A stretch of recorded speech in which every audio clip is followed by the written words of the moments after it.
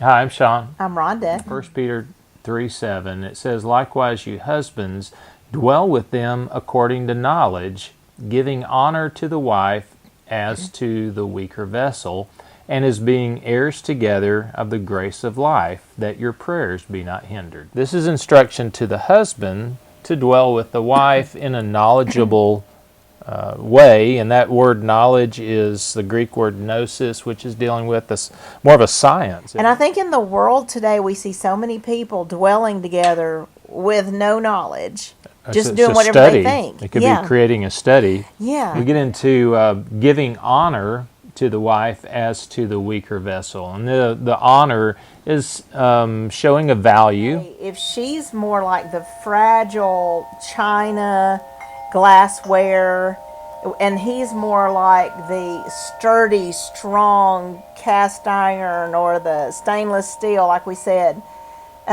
you're going to treat a china teacup a lot differently than you would your stoneware. We know 10 karat gold is stronger than 24 karat gold. So we could say something made of 24 karat gold would be a weaker vessel than something made of 10 karat gold. But has a higher value. The value is different. And that's what honor is all about, is placing a value on the fragile vessel. You bring these out for fellowship, relationship, environment. And if you bring out nicer dishes for guests, is it not that you're conveying value on the guest? Right.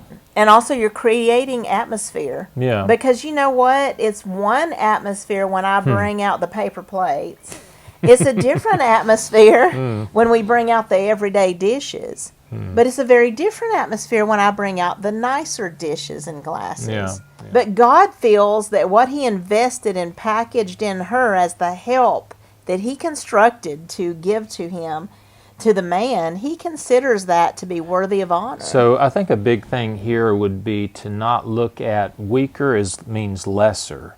Right. Weaker as unto the weaker doesn't mean lesser. There's obviously not lesser on the intellectual side or on, because he does say there that as being heirs together. So he's creating more of saying you are on this equal plane, right? Because you're heirs together or joint heirs. 1 Corinthians 1, verses 25 and 27. This is good. The foolishness of God is wiser than men. The weakness of God is stronger than men. And God has chosen the foolish things of the world to confound the wise. And God has chosen the weak things of the world to confound the things that are mighty. What if God is saying, I can obtain my objective, what I want to do, through this means that other people discount? Right, and doesn't that require faith? So this opens up where in Genesis 2, where He said it's not good that the man should be alone, I'm going to make someone to help you. Yeah. And that word is the Hebrew word ezer, which is mostly referring in the Old Testament to God being our helper. So what if God chose what He packaged in the woman? Think about the differences in feminine and masculine. Feminine is what God took out of him in Genesis and placed in her that would be helpful.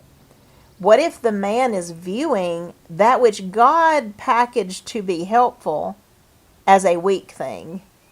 Because I know we hear a lot of men that'll say about her emotions or this or that about the things that she cares about like they're weak. I think the challenge probably for most married couples is combining the attributes and the strengths that one spouse has with the different strengths and attributes the other one has, and seeing that although they kind of come from different vantage points and different perspective and a different angle, you might say, they actually go together. They do. They're complementary. Yes. You men, the woman, the wife, is the one that He packaged your help in. Yeah.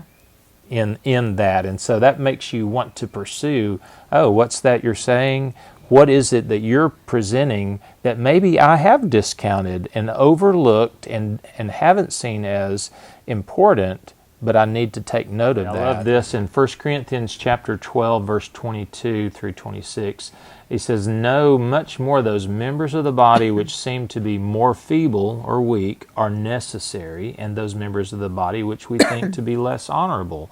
Upon these we bestow more abundant honor. And our uncomely parts have more abundant comeliness," or this would be beauty, "for our comely parts have no need, but God has tempered the body together, having given more abundant honor to that part which lacked, that there should be no schism in the body, but that the members should have the same care one for another. And whether one member suffer, all the members suffer with it, or one member be honored, all the members rejoice with it." It's just like in 1 Peter 3, he's not saying she is a weaker vessel. Seems that way. And here it's not that they are weak, but they seem to be. The things that are contained in our spouse that seem weak to us are necessary. We have to just be able to see it as necessary. And trust God that it is necessary. God assembled us together, combined us together in such a way that He gave more abundant honor to the part that lacked. You don't look at your fine china and say, pitiful. It's just pitiful to pull out that dainty, pathetic thing. Yeah. Drink just as well out of that plastic Solo cup. That's right. But yet God put honor to make up for anything that lacked.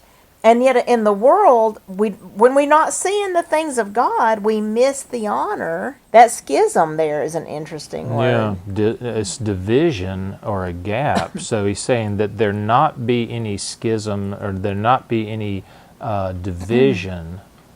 I think of that as distance, disconnect. Yeah. And I don't know, when we were talking about that earlier, divorce, I think, became that would be division. Word as a man putting his wife at arm's length, putting her away. He's maybe not divorcing her in the legal sense. Yeah, but that would be distance and division. In what way is he saying, oh, I don't want what you bring to the table? Yeah. So we can see the honor God put in there to make up the difference. We wouldn't have schism because of the honor we would be showing. So think about in 2 Corinthians, he talks about they comparing themselves among themselves are not wise. So making, if the dishonor is probably conveyed when a person is comparing their spouse to themselves and say, in relation to me, you're different, you're this, right? I mean, that can happen in any level in society where one person is comparing themselves to another and they esteem that either themselves to be lacking or insufficient or the other one to be lacking or insufficient because of difference. Because God put an honor on what's not easily understood. One thing that a woman does is she creates a bridge relationally to connect. So she communicates out of, I want to connect.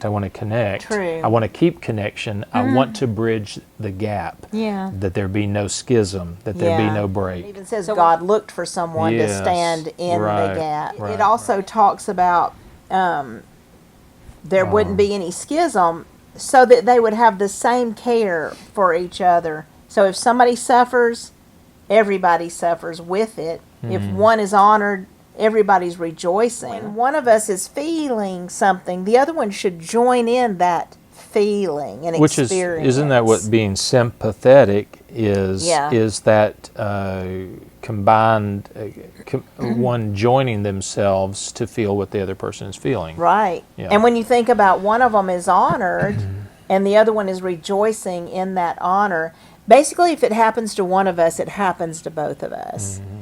It almost is like it's implied that that there should be no schism, but that the members should.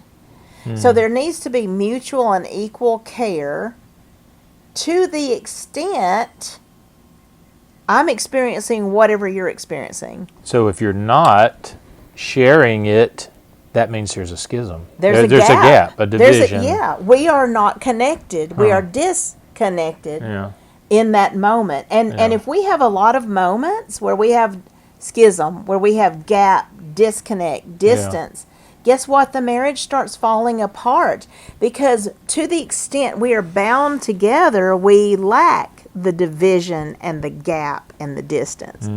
But to the extent we allow the gaps, division, the schisms, we grow apart. And God doesn't want the body of Christ, He doesn't want the husband-wife relationship to drift. And so we have to get in the moment with each other. That means we have to listen to some heart messages. So the power of our marriage is in our union, our sharing, our co-laboring, our coming together, and doing it to being one. Which is what He said in the beginning, the two shall be one. And it says, too, that spiritually we're baptized into one body. And this is a powerful example of two becoming one in marriage. We're one, but we're two. We're two, but we're one. So the body's not one member, but many. So just as we recognize we have to blend into one, we have to also recognize we remain two unique individuals. And you know, in the marriage, just like in the body of Christ, we don't want one part saying, well, if I'm not you, I must not be important. Neither do we want the other part saying, well, if you're not me, you're not important. I don't even need you. Those are divisions that happen when we don't value. The ear has its own gifts. And the eye has its own gifts, and both are equally important. You know, ladies, we don't want to think, oh, I'm weak. I'm just the weaker person. No, it doesn't mean we're weak. We're the part of the marriage picture that's the fine china. We're the silver flatware. We're the crystal glasses. That doesn't mean that we're sitting there just for show. It means that we contribute to relationship, environment, atmosphere. And think about it. Those are the things the woman cares for especially. And that we're not duplicating each other's roles. It's not, she doesn't have to be like him, he doesn't have to be like her. We each have our own lane, but those go together.